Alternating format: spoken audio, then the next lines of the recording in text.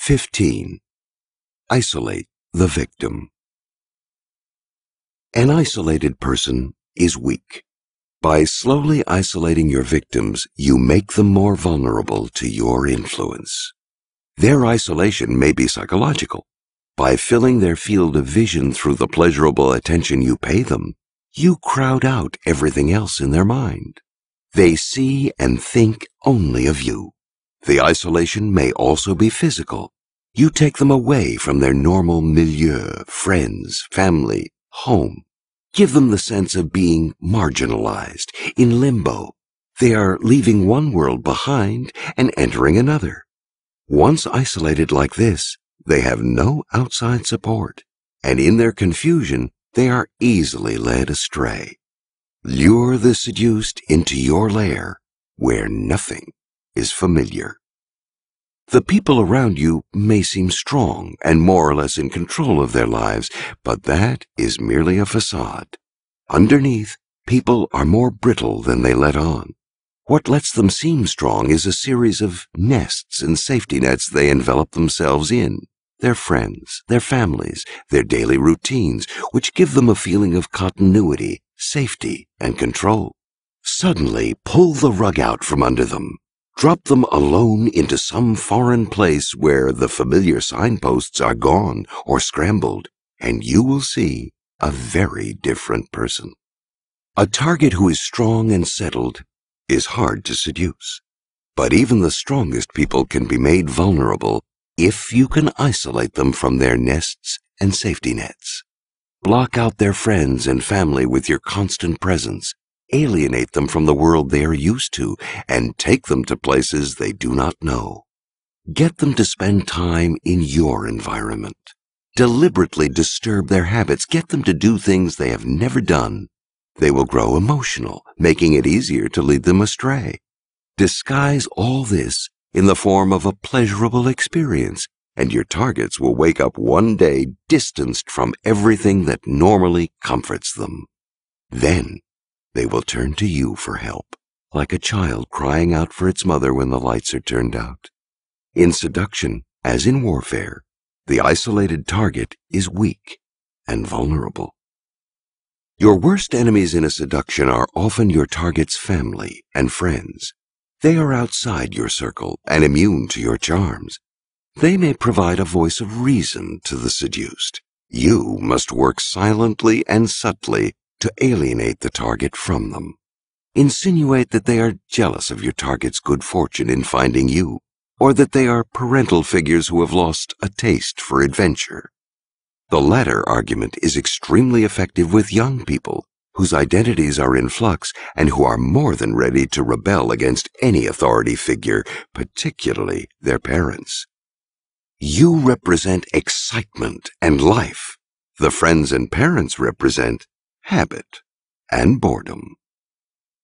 Murder is not a seductive tactic, but the seducer does enact a kind of killing, a psychological one.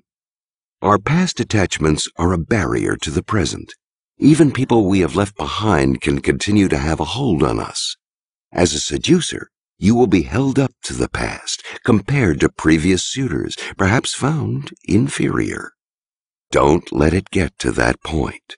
Crowd out the past with your attentions in the present.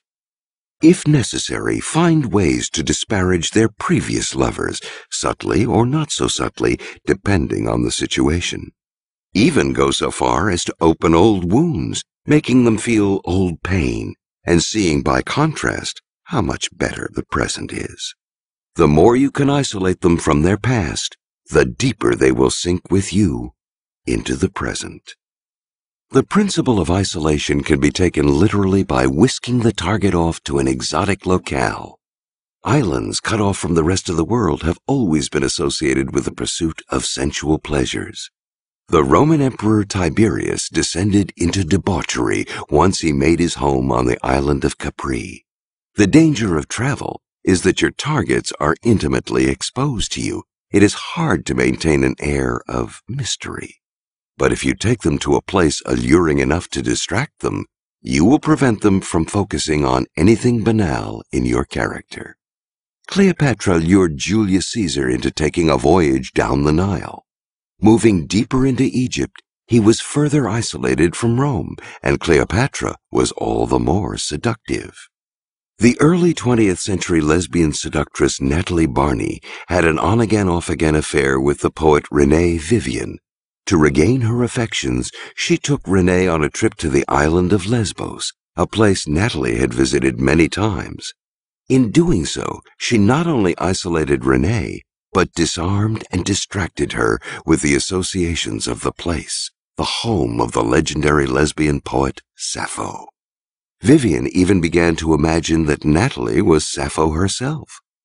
Don't take the target just anywhere. Pick the place that will have the most effective association. The seductive power of isolation goes beyond the sexual realm.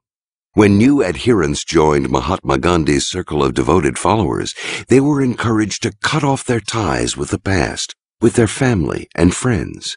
This kind of renunciation has been a requirement of many religious sects over the centuries. People who isolate themselves in this way are much more vulnerable to influence and persuasion. A charismatic politician feeds off and even encourages people's feelings of alienation. John F. Kennedy did this to great effect when he subtly disparaged the Eisenhower years. The comfort of the 1950s, he implied, compromised American ideals. He invited Americans to join him in a new life, on a new frontier full of danger and excitement.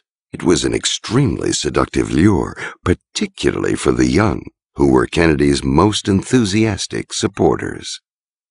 Finally, at some point in the seduction, there must be a hint of danger in the mix. Your target should feel that they are gaining a great adventure in following you, but are also losing something, a part of their past, their cherished comfort. Actively encourage these ambivalent feelings. An element of fear is the proper spice. Although too much fear is debilitating, in small doses, it makes us feel alive. Like diving out of an airplane, it is exciting, a thrill, at the same time that it is a little frightening. And the only person there to break the fall or to catch them is you.